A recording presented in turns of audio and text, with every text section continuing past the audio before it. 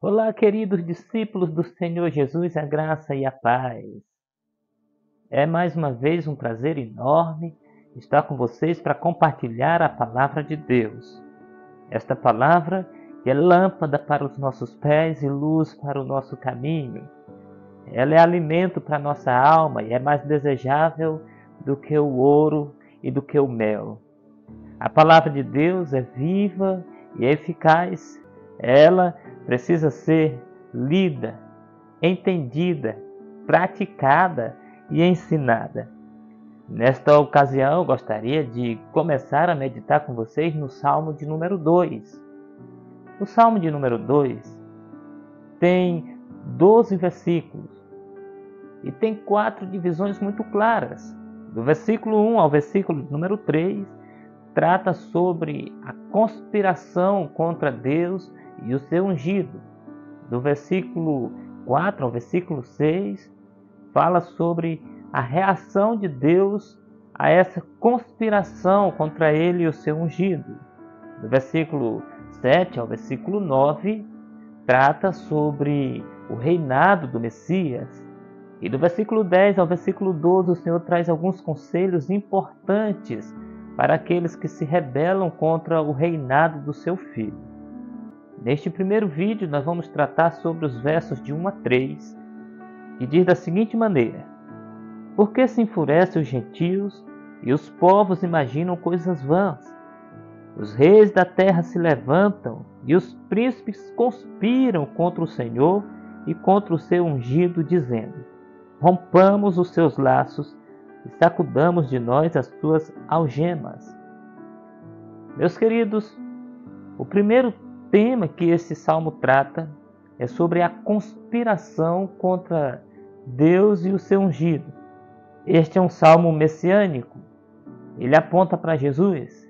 Este salmo olha para Jesus e fala de Jesus. O verso 2 diz: Os reis da terra se levantam e os príncipes conspiram contra o Senhor e o seu ungido. Vejam que há uma conspiração, há uma luta, há um embate contra Deus e contra o reinado do Senhor Jesus. Os reis se levantam contra, os príncipes conspiram. No versículo 1 diz que os gentios e também os povos fazem parte dessa conspiração. No mundo inteiro, pessoas se levantam contra Deus, contra o Senhor Jesus, contra a igreja do Senhor e contra a palavra de Deus. E essas pessoas, se pudessem, tiravam Deus do trono e assentavam-se no trono de Deus para governar o mundo. Esse é o grande desejo dos homens soberbos, é o grande desejo dos reis e de príncipes e de autoridades do mundo inteiro, pessoas soberbas que querem governar acima de tudo e acima de todos.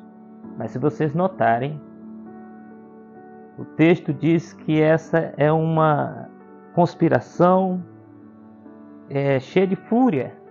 No versículo 1 diz: Por que se enfurecem os gentios? Há um fervor, uma ira contra Deus e o seu ungido. Mas o que nos consola o coração é saber que tudo isso é em vão, pois o versículo continua no 1: E os povos imaginam coisas vãs. O que o texto nos diz é que aqueles que se levantam para tentar tirar Deus do trono, para dominar o mundo assentado no trono de Deus, ou para aqueles que se levantam contra Cristo e contra a sua igreja, ou ainda se levantam contra a sua palavra para tentar destruí-la, eles não vão encontrar êxito. Essas coisas são vãs. Deus continuará reinando. O Senhor Jesus continuará como Senhor absoluto, como Rei dos reis e Senhor dos senhores. Os povos, os gentios, os reis e os príncipes, qual é a causa? Por que eles se levantam contra Deus?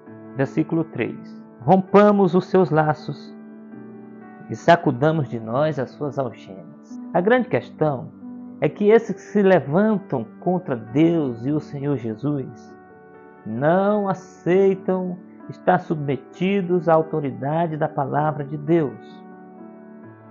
Não aceitam levar sobre si os princípios, os estatutos de Deus. Quando eles dizem, rompamos os seus laços e sacudamos de nós as suas algemas, é porque Deus faz distinção entre o certo e o errado.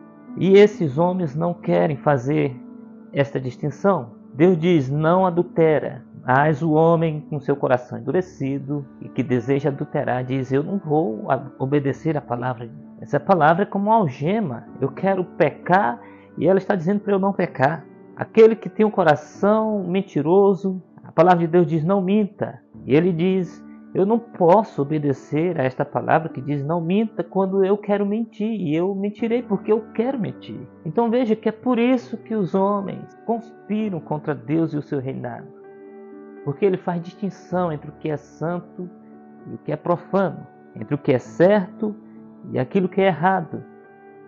E ele é extremamente justo, ele é extremamente puro, e ele é extremamente santo.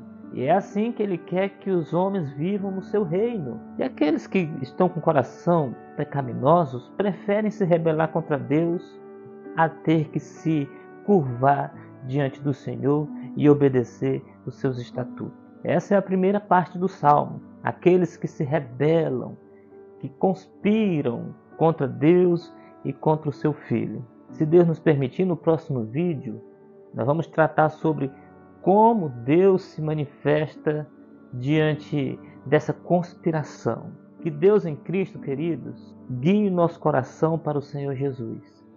Atraia as nossas emoções, os nossos sentimentos para Ele. E nós possamos nos render diante de Cristo, para a glória de Deus. Amém e amém.